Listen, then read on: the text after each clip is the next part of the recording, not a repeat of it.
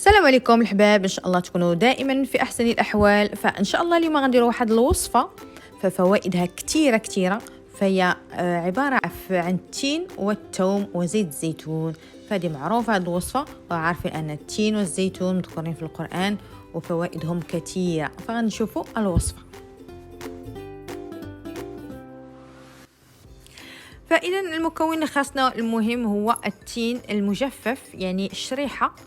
فغادي نشدها وغادي نقيها، وبطبيعه الحال غادي نحلها ونشوف شنو فيها الداخل. لا ما كانت شي مفاجاه سبحان الله، شي حشرات، شي فضولي كاين تما الوسط. المهم غادي نشوفوا نحلوها مزيان ونشوفوا هذه باينه مزيانه صافي، وغادي نكملوا ان شاء الله. فغادي نخلوهم عن جنب. انا كنحيد حتى هاد دوك الريوس اللي كيكون دوك الفوقاني والتحتاني. فانا غنكمل كل شيء.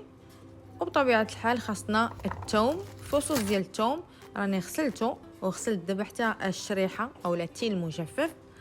فكنشد الشريحه وغادي نحلها من الوسط وغادي ندير فيها الثوم بحال ما تشكل كيف ما كيبان لكم حتى نكمل يعني التين ديالو كله. ودابا اش غندير ان شاء الله، غادي نبخرو. هنايا خديت الكسكاس، درت الماء من التحت باش يطلع البخار، غادي نطيبو هادشي في البخار. فوالا ستفت هادشي كله وغنسد عليه وغادي نخليه يطيب. اذا هنا بالموس كنشوف ان الثومه ديالتي صافي طابت، فمزيان صافي وجد هادشي. فغنشد واحد العبوه زجاجيه، هذه قرعه ديال الزيت.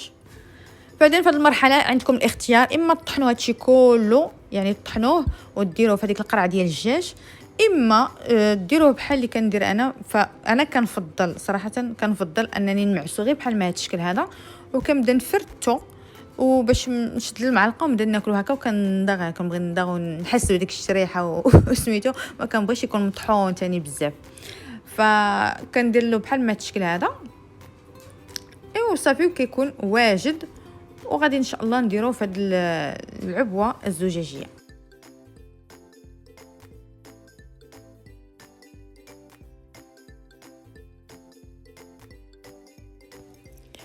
والمكون الاخير وهو زيت الزيتون غنضيفه من الفوق، وغنخلط هاد الشيء حتى يتخلط مع بعضه.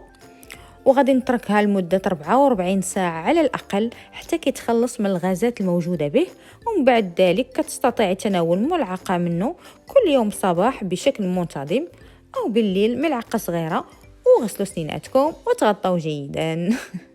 فالفوائد ديال التين مجفف مع زيت الزيتون والثوم فهي كثيرة، منها كيعالج تراكم الكوليسترول الضار، ومفيد لضغط الدم، الوقاية من السرطان، تنظيم مستوى السكر، الحفاظ على النشاط والحيوية، كيحسن القدرات الذهنية والعقلية، كيعالج اضطرابات الجهاز التنفسي، التخلص من الوزن الزائد، كيعالج مشاكل الضعف الجنسي عند الرجال، وكيقوي الجهاز المناعي.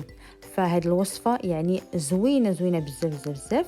فكنتمنى انكم تجربوها، فهي صحيه كما شفتوا. وكنتمنى ان شاء الله يعجبكم الفيديو. وكنقول لكم اللهم عافينا ولا تبلينا، وتب علينا واغفر لنا ولجميع المسلمين ان شاء الله. تهلاو في راسكم، والسلام عليكم.